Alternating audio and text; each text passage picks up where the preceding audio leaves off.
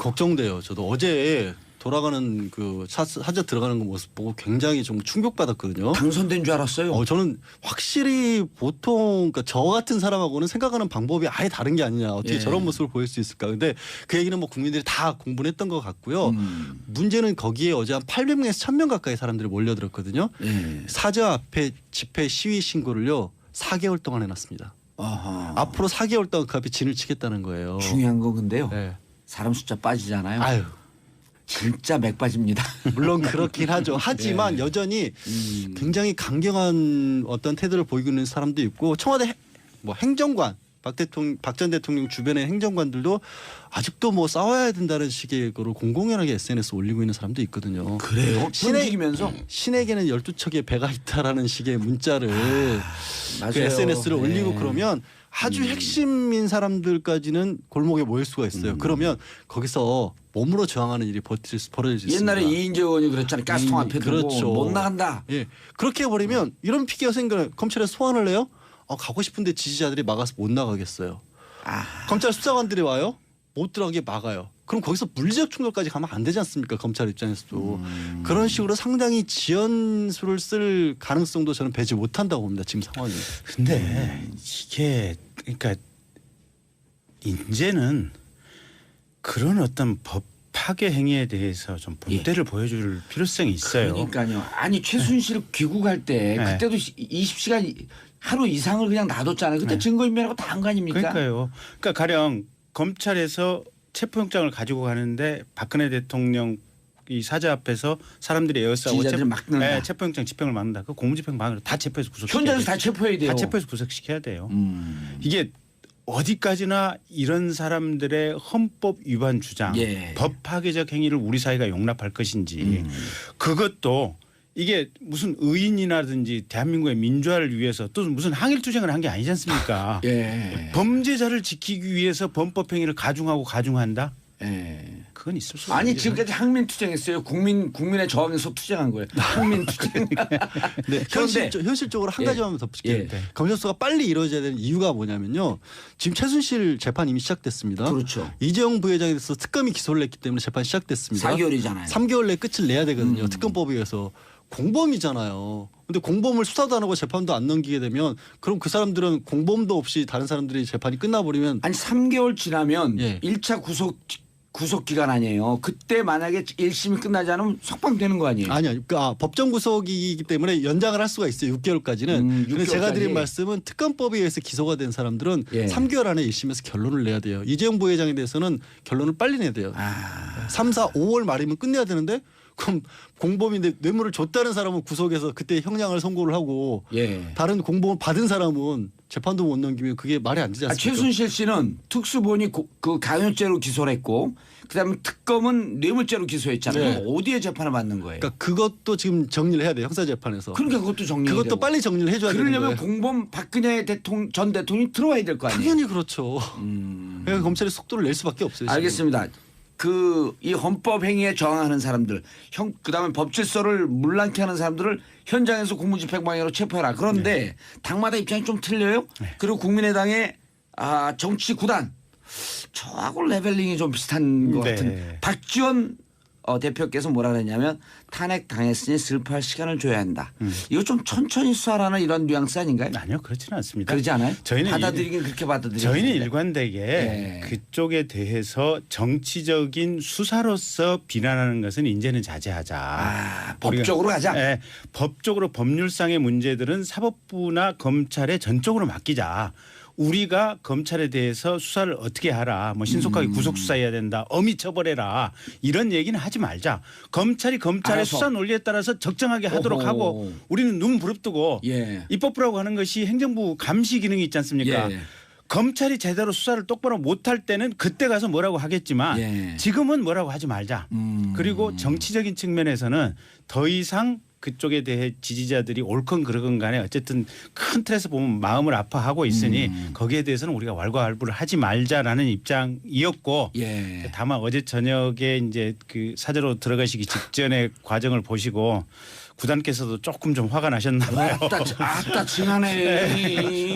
아침에 말씀의 뉘앙스가 살짝 바뀌더라고요. 야, 그런데 스카이족 맞네. 네. 탄핵 당했으니 슬퍼할 시간을 줘야 한다. 딱 5마디 한 거거든요. 5어구를 해석을 한 200어구로 해석을 해. 자, 소통하는 방송 정봉주의 정치쇼 샵 1035 단문 50원 장문 100원인데요. 문자 폭탄 계속 쏟아집니다. 금요일에 탄핵되면서 바로 검찰에 청와대에서 함께 짐 빼는 거 봤어야 하는가요? 답답한 게 많네요. 즉 검찰이 바로 그때 구인해서 수사해야 되는 거 아닌가 이제 뭐 이렇게 엄밀하게 얘기하시는 분이고요. 김미향님의 말씀이었습니다. 김명희님 이 방송 처음 듣는데 앞으로 들을 때마다 지식이 팍팍 채워질 듯 웃다 보면요. 하루에 정치 1단씩 9일만 되면 정치 9단 됩니다. 9일만 되면 박지원 대표하고 이제 맞짱 뜰 수 있어요. 자, 김정희님 지금 부업하며 듣는데 정치 얘기 너무 재밌어요.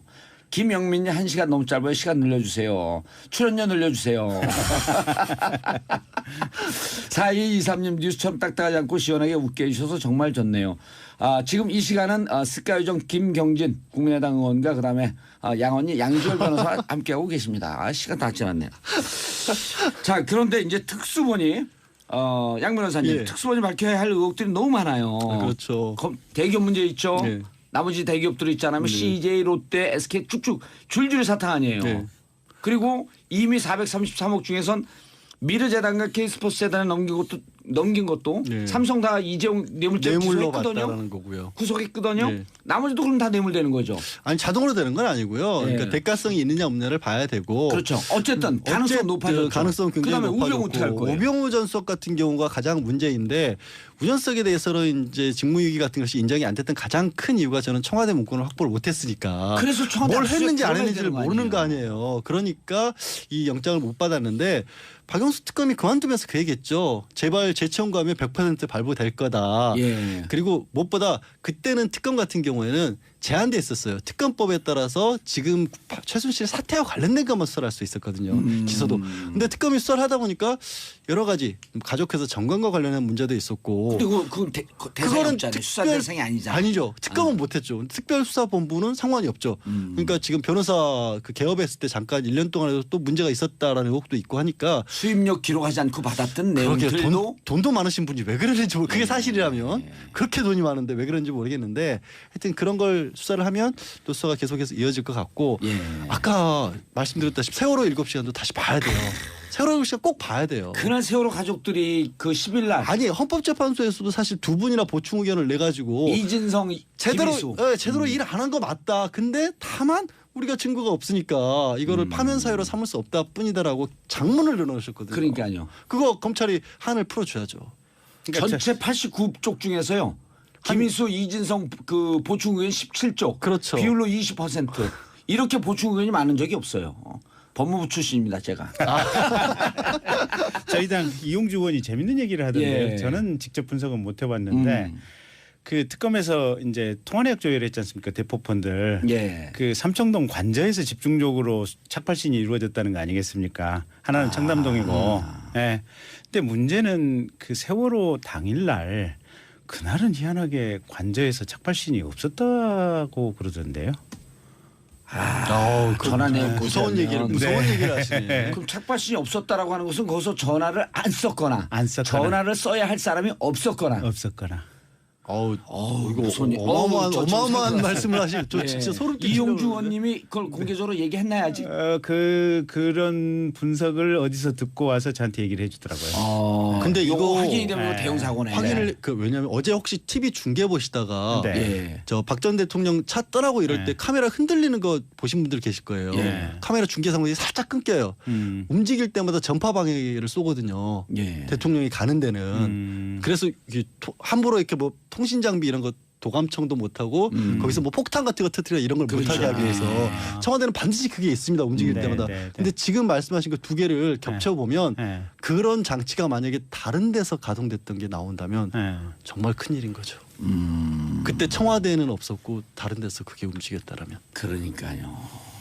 그러니까 깜짝 놀라네. 검찰이 어차피 왜냐면 통화 기록은 나오니까. 통화내역 조회 특검에서 했던 거 그대로 넘겨받을 수밖에 없고 대통령 소환될 수밖에 없고 소환되면 물어볼 수밖에 없고 아니 예. 그러니까 이게 김건희 의원 말씀하신 거 하나를 더 붙이면 네. 왜 참여폰 시간을 하냐면 공영폰도 같이 다니거든요. 그걸 맞춰보면 돼요. 공영폰 위치가 나와요. 그렇죠. 네. 알겠습니다. 문제 1811님 이 양반들 대한민국 모든 방송 청취를 독식할 기세네요. 저 양반 맞습니다. 정도전 후손입니다. 자 김경진 의원이 네. 한 1, 20초 잠깐 남았는데 잠깐 네. 특검 수사에 대해서 이제 특수 수사에 대해서 예. 예. 검찰 예. 화이팅. 검찰 그리고 화이팅. 저도 검사 출신이지만 예. 기본적으로 검찰을 믿습니다. 알겠습니다. 국민의당 김경진 의원 그다음에 4대 천왕 양원희 양지열 변호사 함께 하셨습니다. 국민 여러분 이제는 검찰을 한번 믿는 자세로 바라봐도 될 것 같습니다. 정봉재 정치쇼 마치겠습니다. 감사합니다. 두 분 인사해 주시기 바라겠습니다. 감사합니다. 자, 정신이 없어.